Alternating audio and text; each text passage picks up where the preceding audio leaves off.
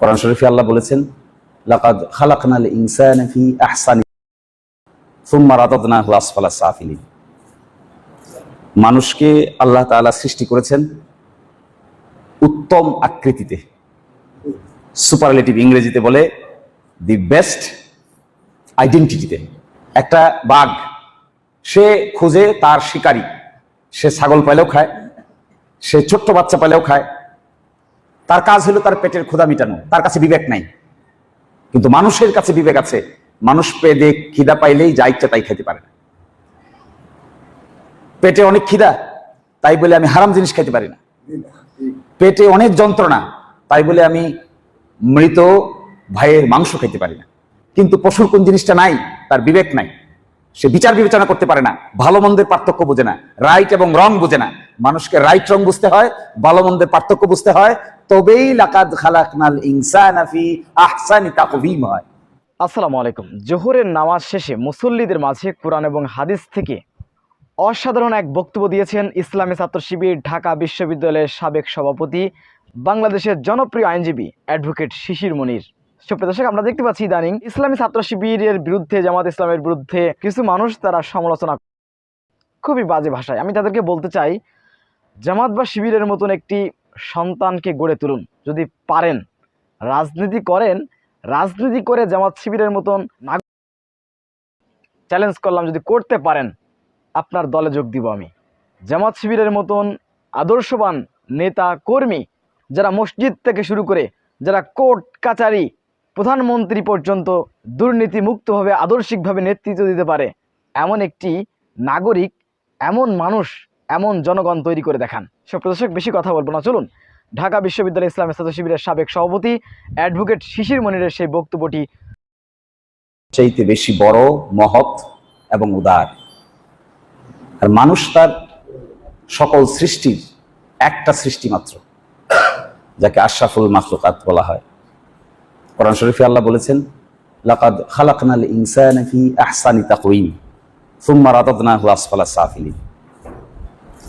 মানুষকে আল্লাহ তাআলা সৃষ্টি করেছেন উত্তম আকৃতিতে, সুপারলেটিভ ইংরেজিতে বলে দি বেস্ট আইডেন্টিটিতে মানুষকে সৃষ্টি করেছেন। এই মানুষই আবার কোরআন শরীফে আসছেন যাদের চোখ আছে কিন্তু দেখে না, যাদের কান আছে কিন্তু শোনে না, যাদের অন্তর আছে কিন্তু উপলব্ধি করে না। আল্লাহ তাআলা তাদেরকে বলছেন, উলাইকা কাল আনআম বাল হুম আদাল। এরা এরকম মানুষ যারা পশুর চেয়েও নিকৃষ্ট। আমরা উত্তম আকৃতিতে সৃষ্টি করেছি, আমাদের চোখ আছে, কান আছে, বিবেক আছে। আল্লাহ তাআলা যাকে বিবেক দেন নাই, তার সাথে একটা পশুর কি পার্থক্য আছে? একটা বাঘ, সে খুঁজে তার শিকারী, সে ছাগল পাইলেও খায়, সে ছোট্ট বাচ্চা পাইলেও খায়, তার কাজ হলো তার পেটের ক্ষুধা মিটানো, তার কাছে বিবেক নাই। কিন্তু মানুষের কাছে বিবেক আছে। মানুষ পেটে খিদা পাইলেই যা ইচ্ছা তাই খেতে পারে না। পেটে অনেক খিদা, তাই বলে আমি হারাম জিনিস খেতে পারি না। পেটে অনেক যন্ত্রণা, তাই বলে আমি মৃত ভাইয়ের মাংস খেতে পারি না। কিন্তু একটা পশুর সাথে পার্থক্য কি? তার কাছে কোনো উঁচু নিচু ভেদাভেদ নাই। তারও জৈবিক চাহিদা আছে, আমারও জৈবিক চাহিদা আছে। পশুরও বাচ্চা হয়, মানুষেরও বাচ্চা হয়। পশুও সন্তান প্রসব করে, মানুষও সন্তান প্রসব করে। কিন্তু পশুর কোন জিনিসটা নাই, তার বিবেক নাই, সে বিচার বিবেচনা করতে পারে না, ভালো মন্দের পার্থক্য বোঝে না, রাইট এবং রং বোঝে না। মানুষকে রাইট রং বুঝতে হয়, ভালো মন্দের পার্থক্য বুঝতে হয়, তবেই লাকাদ খালাকনাল ইনসানা ফি আহসানি তাকওয়িম হয়। এটা শুধুমাত্র চোখ থাকলে হয় না, এটা শুধুমাত্র সুন্দর শরীর থাকলে হয় না, এটা শুধুমাত্র ভালো কাপড় চোপড় পরলে হয় না, এটা শুধুমাত্র টাকার মালিক হলে হয় না, এটা শুধুমাত্র মাদ্রাসায় পড়লে হয় না, এটা শুধুমাত্র স্কুলে পড়লে হয় না। এটা আসে হলো আল্লাহ তাআলা এই বিবেকবোধ যাকে দিয়েছেন, তিনি ধনী হলেও বিবেকবোধ হতে পারেন, তিনি গরিব হলেও বিবেকবোধ হতে পারেন। আর যাদের কাছে এই বিবেক নাই, তাদের ব্যাপারে আল্লাহ কি বলছেন? উলাইকা কাল আনআম বাল হুম আদাল। এরকম মানুষ আছে যাদের এই বিবেক নাই, যারা সত্য মিথ্যার পার্থক্য বোঝে না, হক এবং বাতিল মেনে চলে না, মানুষের হক মেরে খায়, অন্যায় করে, অত্যাচার করে, মানুষকে নিপীড়ন করে। তাদের পরিচয় হলো, যদিও তারা মানুষ, যদিও তাদের চোখ আছে কিন্তু দেখে না, যদিও তাদের কান আছে কিন্তু শুনে না, যদিও তাদের কলব আছে কিন্তু উপলব্ধি করে না, এই ধরনের মানুষকে আল্লাহ বলছেন এরা হলো পশুর চেয়েও নিকৃষ্ট। আল্লাহ সুবহানাহু ওয়া তাআলা আমাদেরকে দুর্বল করে সৃষ্টি করেছেন। কোরআন শরীফে বলেছেন আল্লাহ, ওয়ালাকাদ খালাকনাল ইনসান, কেমন এটা হালুয়া, লাকাদ খালাকনাল ইনসান, এটা হালুয়া, ও বুররিজাতিল জাহিম হিয়া জাজুয়া।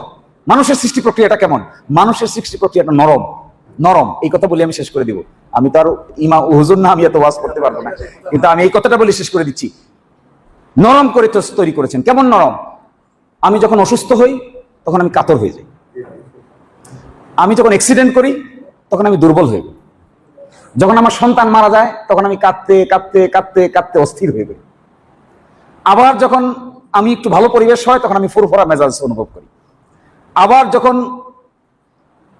আমি 2টা বিয়ে করলাম 3টা বিয়ে করলাম, এক ঘরে আল্লাহ তাআলা কোনো সন্তান দেয় না, তখন নিজেকেই আমি সন্দেহ করি আল্লাহ সন্তান দেয় না কেন। তা বলে দ্বিতীয় বিয়ে করি, ওয়াইফের কোনো সমস্যা আছে কিনা, তাতেও সন্তান হয় না। তৃতীয় বিয়ে করি, তাতেও সন্তান হয় না। তখন আমি নিজেকে নিজে সন্দেহ করি, আমি কে?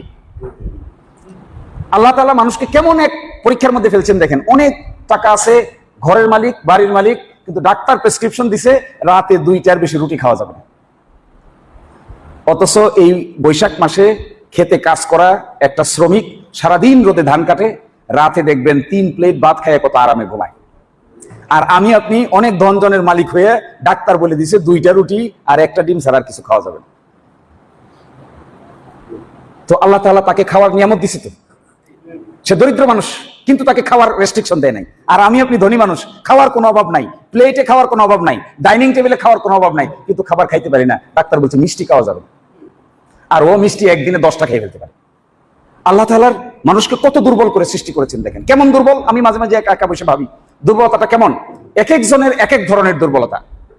কেমন দুর্বলতা? যে অনেক ধনে জনে সবল, কিন্তু আল্লাহ এমন এক রূপ দিছে, না বাংলাদেশে ভালো হয়, না ইন্ডিয়ায় ভালো হয়, না ইউরোপ আমেরিকায় চিকিৎসা করে ভালো হয়, শেষ পর্যন্ত ভালো হয় না।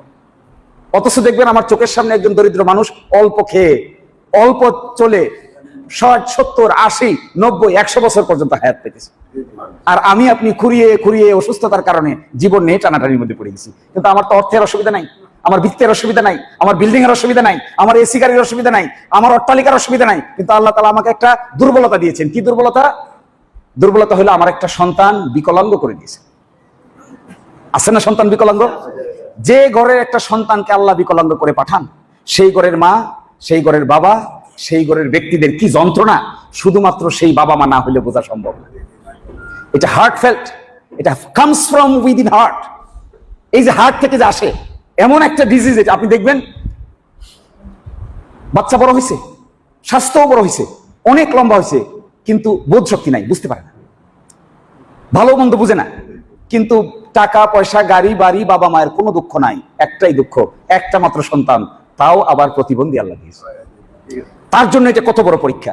আবার আমি মাঝে মাঝে এটা দেখি, ঢাকা শহরে আমার কাছে মামলা টামলা নিয়ে আসে সারা বাংলাদেশ থেকে অনেক ধনী ধনী লোকেরা সন্তানরে হেরোইন খেতে খেতে এমন অস্বস্তিকর হয়ে গেছে, নিজেই সন্তানরে গিয়া জেলে ঢুকাই দিয়ে আসে। এগুলো আমি দেখেছি। বাবা মা যন্ত্রণা সহ্য করতে না পেরে নিজে সন্তানকে পুলিশের কাছে গিয়ে তুলে দিছে, হেরোইন খেয়ে বাড়িতে এমন অস্বস্তিকর পরিবেশ তৈরি করে আর সহ্য করার মতো না। আল্লাহ তাআলা তাকে আরেকটা দুর্বলতা দিছে না? দেখেন, সন্তান দেওয়াও একটা বিরাট বড় পরীক্ষা, না দেওয়াও একটা বিরাট বড় পরীক্ষা। সম্পদ দেওয়াও একটা বিরাট বড় পরীক্ষা, সম্পদ না দেওয়াও একটা বিরাট বড় পরীক্ষা। সম্মান দেওয়াও একটা বিরাট বড় পরীক্ষা, না দেওয়াও একটা বিরাট বড় পরীক্ষা। ইজ্জত দেওয়াও একটা বিরাট বড় পরীক্ষা, ইজ্জত না দেওয়াও একটা বিরাট বড় পরীক্ষা। এই যে এক রহস্যময় দুনিয়া খোদার, এর মধ্যে মানুষের অস্তিত্ব সত্যিকার অর্থেই খুব বড় কিছু না, কারণ খোদার দুনিয়া অনেক বড়। এটা আসমান আছে, জমিন আছে, সাগর আছে, মহাসাগর আছে, তার উপরে গ্যালাক্সি আছে, নক্ষত্র মন্ডলী আছে, কত কিছু আছে, তার মধ্যে আমরা সামান্য। এটা কখন বোঝা যায়? এটা কখন বোঝা যায়? আমি মাঝে মাঝে একা একা চিন্তা করি যে কখন এটা বোঝা যায়। আমি যে ছোট, এটা বোঝা যায় কখন? এই মসজিদে একটু আগে ইমাম সাহেব নামাজ পড়াইছে না? তাহলে আমরা এখানে যদি 100 লোক হয়ে থাকি, তাহলে ইমাম সাহেব আমাদের মধ্যে গুরুত্বপূর্ণ লোক। গুরুত্বপূর্ণ লোক তো। হাতিয়া গ্রামের এই মসজিদে ইমাম সাহেব গুরুত্বপূর্ণ, তিনি আমাদের নামাজ পড়াচ্ছেন। এই ইমাম সাহেব যদি সিলেটে কুদরতুল্লাহ মসজিদে যান, তাহলে কি তিনি নামাজ পড়ান? পড়ান? ওইখানে আরো গুরুত্বপূর্ণ মৌলানা আছে না? আরো গুরুত্বপূর্ণ হুজুর আছে না? সিনিয়র আছে। এই কুদরতুল্লাহ মসজিদের হুজুর যদি ঢাকা বাইতুল মোকাররমে যায়, তাহলে কুদরতুল্লাহ মসজিদের ইমাম বাইতুল মোকাররমে গিয়া কি এই গুরুত্ব পায়? বাইতুল মোকাররম মসজিদের ইমাম মসজিদের নববীতে গেলে কি এই গুরুত্ব পায়? তাহলে আমাদের গুরুত্বটা কি?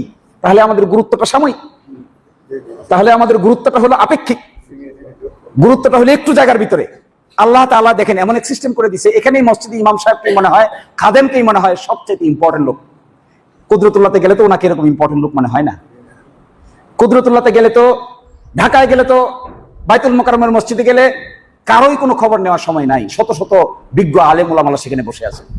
মসজিদে নববীতে গেলে লক্ষ লক্ষ লোক সারা দুনিয়া থেকে হজ করতে আসতেছে, ইমাম সাহেবকে এটা খুঁজেই পাওয়া যায় না। আমি এখানে আপনাদের সামনে এসে বলতেছি, সুপ্রিম কোর্টে গেলে আমার গুরুত্ব আছে, তাই বলে ইংল্যান্ডের সুপ্রিম কোর্টে গেলে আমার কোনো গুরুত্ব আছে? না। আমি আমেরিকান সুপ্রিম কোর্টে গেলে আমার কোনো গুরুত্ব আছে? ভারতীয় সুপ্রিম কোর্টে গেলে আমার কোনো গুরুত্ব আছে? আমরা এটা মাঝে মাঝে আন্দাজ করতে ভুলে যাই। গুরুত্ব আমরা আল্লাহ তাআলা আমাদের যাদেরকে দিয়েছেন সম্মান, যাদেরকে ইজ্জত দিয়েছেন, এটা কিন্তু সাময়িক একটা প্রেক্ষাপটের কারণে নির্দিষ্ট জায়গায় নির্দিষ্ট মানুষের গুরুত্ব আছে, সারা দুনিয়া জুড়ে কিন্তু আমাদের গুরুত্ব নাই। এইটা যখন আমরা বুঝতে পারি না, তখন অহংকারী হই, তখন আমাদের অহংকার হয়, তখন মনে হয় সবকিছু আমার কথায় সব উল্টে যাবে, আমার কথায় সব পাল্টে যাবে। আসলে আমার কথায় কোনো কিছুই শেষ পর্যন্ত উল্টে না। এই উল্টানো পাল্টানোর একমাত্র ক্ষমতাধর লোককে, এই বিশ্বাস যাদের মধ্যে আছে তারা জীবনকে নতুন করে দেখতে পায়। এই বিশ্বাস যাদের মধ্যে থাকে না, এরা জীবনকে মনে করে দুনিয়াটাকে টাইনে টেনে খেয়ে ফেলতে পারলেই বুঝি শেষ। না, এখান থেকে দাঁড়াইয়া মসজিদের ছাদে যান, মসজিদের ছাদে গিয়ে দাঁড়ায় দেখবেন মনে হয় ওই কোথা থেকে আসলাম, বোয়ালিয়া বাজার, মসজিদের ছাদে গিয়ে দাঁড়ায় দেখবেন মনে হবে বোয়ালিয়া বাজারে আসমান লেগে গেছে। মনে হয় এরকম? মনে হয় বোয়ালিয়া বাজারে কোন এক জায়গায় বিবিয়ানা কলেজ আছে না একটা, বিবিয়ানা কলেজের এখানে আসমান মনে হয় লেগে গেছে। বিবিয়ানা কলেজের এখানে গিয়ে দেখেন আসমান পান কিনা, আসমান পাওয়া যায়? বিবিয়ানা কলেজের ছাদে ডাকলে মনে হবে যে মনে দিরার কাছে কোন এক জায়গায় লেগে গেছে। পৌরসভার কোনায় আসমান নিশ্চিত ভাবে লাগছে, পৌরসভার কোনায় যান, গিয়ে আসমানের আর সন্ধান নেই। এক অদ্ভুত দুনিয়া, এক অদ্ভুত রহস্যময় পৃথিবী। এর মধ্যে আমরা যারা ক্ষমতাধর হই, সম্মানিত হই, ইজ্জতবান হই, আমাদের অনেক পরীক্ষা, অনেক এক্সাম। যাদের সম্পদ আছে তাদের সামনে বিরাট এক্সাম, এই সম্পদ কিভাবে ব্যবহার করে। 5টা জিনিসের আগে 5টা জিনিসকে গুরুত্ব দাও, হাদিস আসছে ইত্তানিম খামসান কাবলা খামসিন। 5টা জিনিসের পূর্বে 5টা জিনিসকে গুরুত্ব দাও। তার মধ্যে একটা হলো গরিব হওয়ার আগে তোমার সম্পদশালী অবস্থাকে গুরুত্ব দাও। তোমার যখন সম্পদ থাকে তখন দান করো, যখন গরিব হয়ে যাবে তখন তো চাইলেও পারবা না। কোথা থেকে পারবা? এটা তোমার তো নাই। আগে গুরুত্ব, অসুস্থতা হওয়ার আগে সুস্থতাকে গুরুত্ব দাও। দেখবেন জ্বরে 3 দিন পরে থাকলে মনে হয় সুস্থতা যে কত বড় নিয়ামত, কিন্তু জ্বর আসার আগ পর্যন্ত সুস্থতাকে এত বড় কিছু মনে হয় না। মনে হয় চলতেছি, মোটরসাইকেলে আসতেছি, যাইতেছি, ভালোই তো আছি। হঠাৎ করে যখন খবর পাওয়া যায় যে হার্টে একটা ফুটা ধরা পড়ছে, তখন একবারে ভাঙ্গিয়া পড়ছে।